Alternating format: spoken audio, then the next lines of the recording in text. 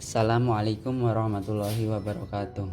Perkenalkan, nama saya Fajar Handianto dari kelas 1J dengan NIM 212111377. Ingin mempresentasikan masyarakat Arab pra-Islam. Sebelum Islam datang, masyarakat Arab sudah memiliki agama dan tradisi. Islam lahir dalam suasana dominasi politik dua kerajaan besar, yaitu Kerajaan Persia dan Biantium.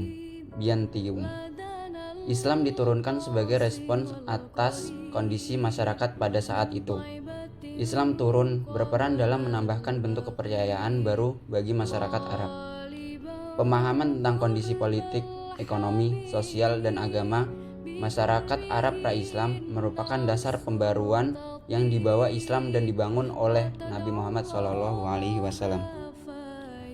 Pada masa politiknya, sebelum Islam diturunkan, Jazirah Arabia dan sekitarnya didominasi oleh dua kerajaan besar. Yang pertama itu Bizantium atau Kerajaan Romawi di barat, dan Sasania atau Persia itu di wilayah timur. Kerajaan Bizantium atau Romawi berada di tangan kekuasaan Kaisar Maurice yang menyandang gelar Augustus dan mengaku sebagai penerus Augustus I. Pusat kekuasaan Bizantium adalah Konstantinopel dan agama negaranya adalah Nasrani. Bahasa resminya adalah Latin, tetapi secara perlahan-lahan diganti oleh bahasa Romawi. Kerajaan Sasania atau Persia berada di bawah kekuasaan Khusro II dan berpusat di Isfahan atau sekarang yang dikenal dengan Iran. Agama resmi Sasania adalah Zoroaster. Para raja Sasania mengaku dirinya sebagai pemilik otoritas ilahi. Mereka adalah bayang-bayang Tuhan di muka bumi ini. Kerajaan Bizantium dan Sasania. Kedua kerajaan itu selalu berada dalam konflik. Contohnya, kerajaan Persia melancarkan sejumlah serangan. Begitu pula Heraklius bergerak dari Konstantinopel dan memimpin ekspedisi melalui Laut Hitam untuk menyerang Sasania. Imbas dari peperangan itu, Suriah dan Mesir pun akhirnya direbut kembali oleh Romawi dari tangan Sasania. Sementara itu, Hejaz atau Mekah tetap terbebas dari kekuasaan Persia maupun Bizantium. Dengan demikian, Mekah menjadi tempat lahirnya Islam sekaligus tidak pernah dijajah oleh kekuasaan asing. Alasannya Hejaz bisa terbebas dari kerajaan Romawi dan Persia karena melakukan politik non-blok. Maka dari itu, perhatian amir atau pemimpin kota hanyalah tertuju atau terpusat pada peningkatan ekonomi. Salah satu aspek penting perekonomian Arab pra-Islam adalah pertanian. Sekitar 2000 tahun menjelang Islam lahir pada 610, masyarakat Arab pra-Islam sudah mengenal peralatan pertanian semi modern. Misalnya, alat bajak, cangkul, garu, dan tongkat kayu untuk menanam.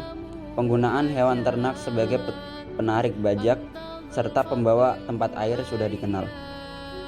Ada 3 sistem yang dipakai petani, yaitu sistem sewa-menyewa, sistem bagi hasil produk, dan sistem pandego. Sosial. Sebelum Islam lahir, penghuni Jazirah Arabia dikenal dengan masyarakat jahiliyah. Kata itu berakar dari kata jahl yang berarti bodoh, lawan kata dari ilm yang berarti pandai dan mengetahui. Jika diartikan, di sana ada kenyataan bahwa sebagian masyarakat Arab pada waktu itu telah memiliki tingkat budaya yang tinggi. Walaupun daerahnya tampak terisolisasi dari dunia luar, tidak sedikit dari mereka, terutama pedagang yang telah mengalami kontak dengan budaya dan peradaban dunia luar, karena pada hakikatnya Hejaz atau Mekah merupakan jalan dagang yang strategis menghubungkan Syam di utara dan Yaman di selatan. Sastra. Kehidupan masyarakat Arab pra-Islam bisa dilihat dari karya sastra yang merupakan produk zaman itu. Karena sastra Arab pra-Islam atau sastra jahiliyah adalah cerminan langsung bagi kehidupan bangsa Arab pra-Islam tersebut, dari hal-hal yang pribadi sampai persoalan masyarakat umum. Genre sastra Arab jahiliyah yang paling populer adalah jenis puisi atau syair, di samping samping sedikit amsal atau semacam pepatah atau kata-kata mutiara, dan pidato pendek yang disampaikan oleh para penyangga yang disebut prosa liris. Agama. Sebelum Islam lahir, di Arabia telah berkembang berbagai jenis agama, baik agama asli maupun agama yang berasal dari pengaruh wilayah lain, seperti Yahudi dan Nasrani.